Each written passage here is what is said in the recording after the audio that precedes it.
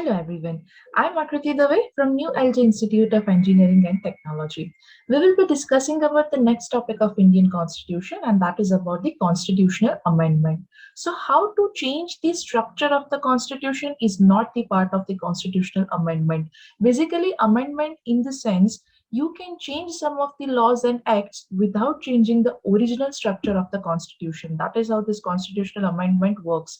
Never ever the structure of the constitution, like the basic keywords sovereignty, unity, diversity, preamble, that can never be amended. Okay, we can never change the basic structure for Indian constitution.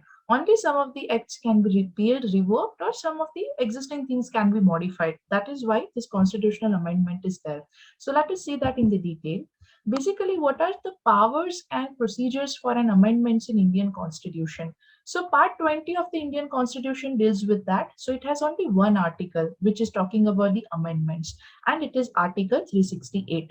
So Article 368 is for power of the Parliament to amend the Constitution and procedure therefore. What do you mean by amend? Amend means you are changing some existing thing. That is known as the amend. You are updating it, modifying it. That is the part of the amendments.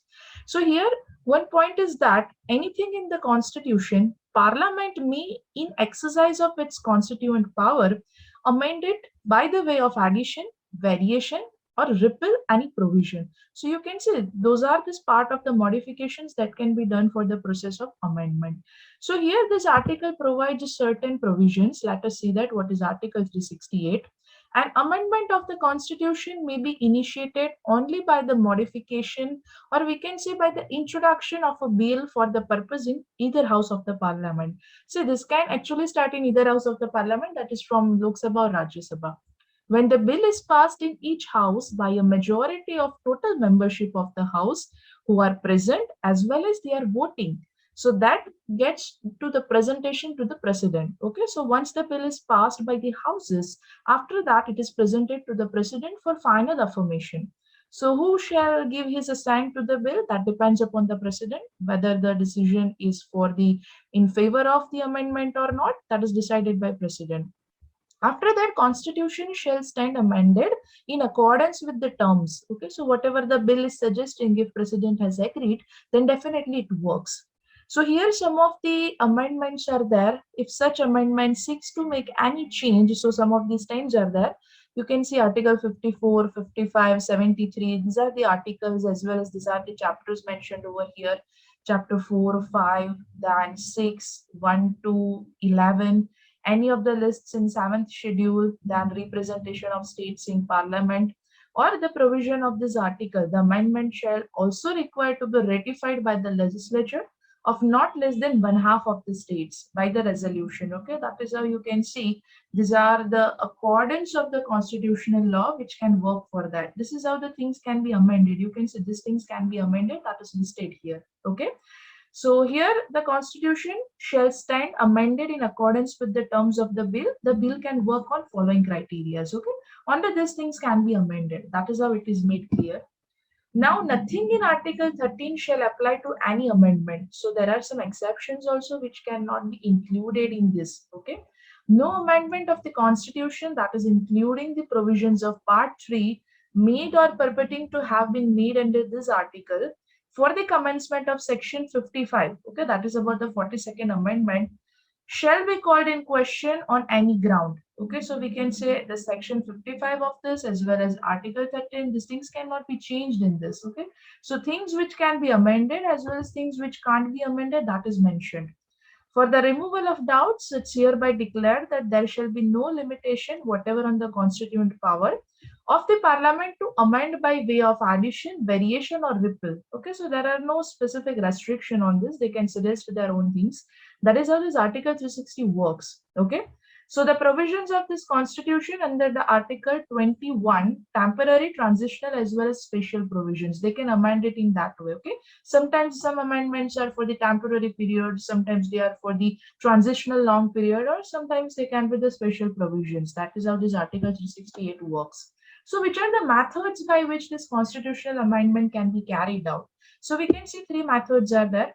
Amendment by the simple majority of the parliament, amendment by the special majority of the parliament, and third category is amendment by the special majority of the parliament along with the ratification of at least half of the state legislature, that is consent of states. Okay, so it is also known as this consent of states.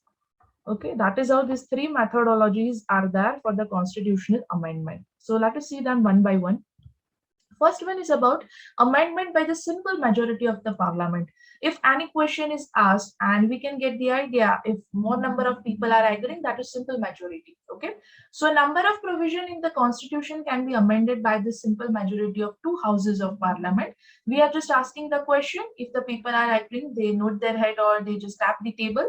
That is how the Lok Sabha sessions are also carried out. So just by asking the question and simple majority of the vote, that is how it is considered. If decision has to be made, 10 people are there and we can see at least more than 50% are agreeing, that is greater than 5 people are agreeing, we can say it's in the majority, right? That is how the simple majority works.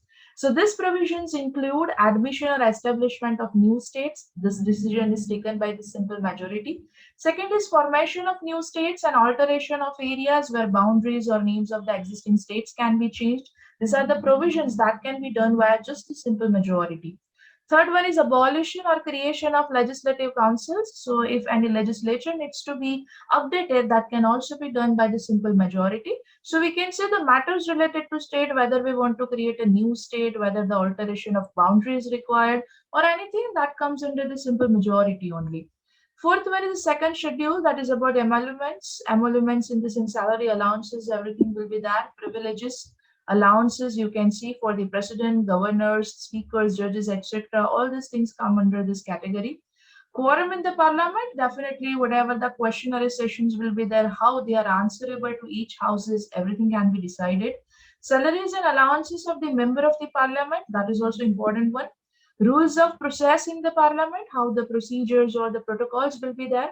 Privileges of the parliament, okay, and its members and committees, use of English language, how much language usage will be there, as well as this number of puissant judges in the Supreme Court, means how many number of judges will be there at the time of the final verdict, as well as how the processes will be carried out. All these things come under this amendment by simple majority. Okay, that is how the vote is taken. A simple question is asked, or we can say simple matter is presented, and just present numbers voting matters. That is how the amendment by simple majority works. Next is the amendment by special majority of the parliament. This is little bit different here. Here the majority of the provisions in the constitution need to be amended by a special majority. So what is special majority? A majority that is more than 50%, which is part of this simple majority also, but in the special majority we require more than 50% of the total membership of each house, as well as majority of 2/3 of the members of each house who are present as well as voting. Okay, so you can see greater than 50% is the members of two houses, Lok Sabha and Rajya Sabha. If we are considering 545 and 245 members in Lok Sabha, Rajya Sabha, and if we sum it up, so more than 50% of total of them, as well as 2/3 of the members of total membership. Okay, so all these members are summed up, then whatever the 2/3 membership will be, that needs to be present as well as they have to vote. That is how it is considered as a special majority.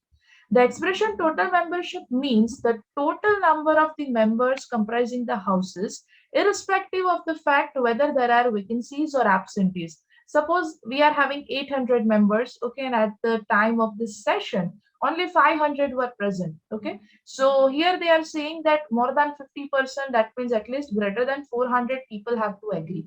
So total membership actually includes all this member who are absent also. You can see here 300 members were absent, right? So that is also considered in the total membership. Okay. So that is how if only 500 members are present, at least greater than 400 has to say this because total membership was 800. Similarly, we need to deal with 2/3 members also. So that is if you considered here, you can get something like 0.66 kind of. So that is like 67% people should agree, right? So if they are voting and they are agreeing the matter, then only this will be decided as a final amendment. That is how it works. Special majority is required only for voting at the third reading stage of the bill. Okay, first of all, bill will be initiated.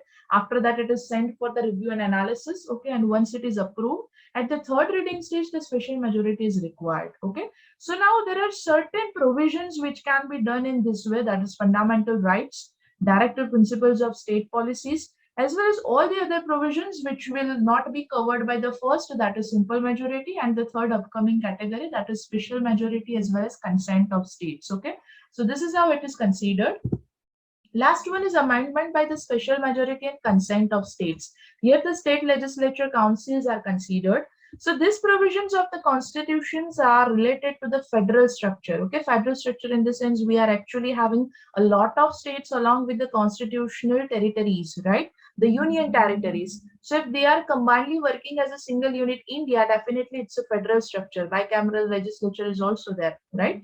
So here these provisions of the constitution are related to this, how the things are related with three pillars like executive, judiciary, administrative. Okay, that is how the legislative pillar are working. So these things need to be amended by a special majority of the parliament with the consent of half of the state legislature by the simple majority. So here actually one kind of hybrid thing is there, simple along with the special, but the simple majority of state legislature along with the special majority of the member, that two-third member, more than two-third member present voting and all those things. Okay, if one or some or all the remaining states take no action on the bill, it doesn't matter. Okay, the moment half of the states must give their consent. Okay, sometimes it may happen that out of 26 states, some of the states may not even answer, but that doesn't count something like it will be not a matter of the things for the amendments restriction. It will be like if they have taken no action, it's fine. Under the simple majority is what it matters. If greater than 50 percentages are agreeing,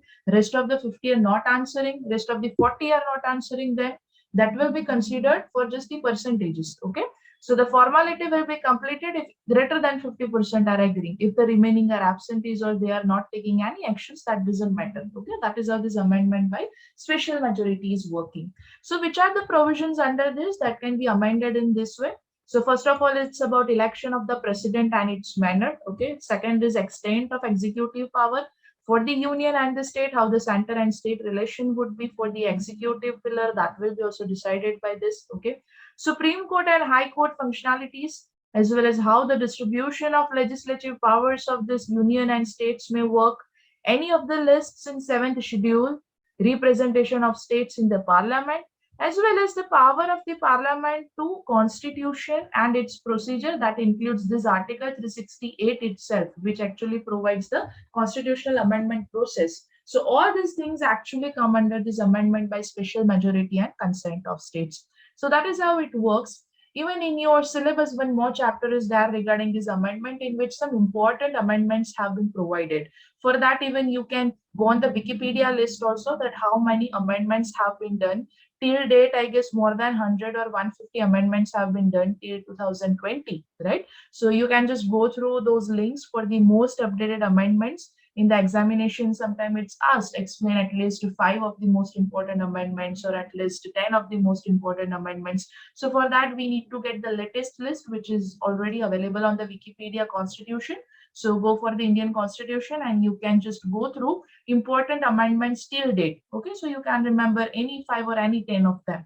So that is how the chapter of the constitutional amendment is there. So what will be the important questions from this? That is, explain the amendment process, or by which ways the constitution can be amended. Simple, special, and special with the consent of states. Along with that, if other unit we consider, from that it can be like, what are the important constitutional amendments till date? So that depends upon some of the current affairs. Okay, so you can go through for the Wikipedia regarding this amendment process that has been carried out till date. Okay, some of the important amendments have been mentioned. So that's all about the constitutional amendment. So thank you so much and see you all in the next session for the upcoming topics of the Indian Constitution. Thank you so much.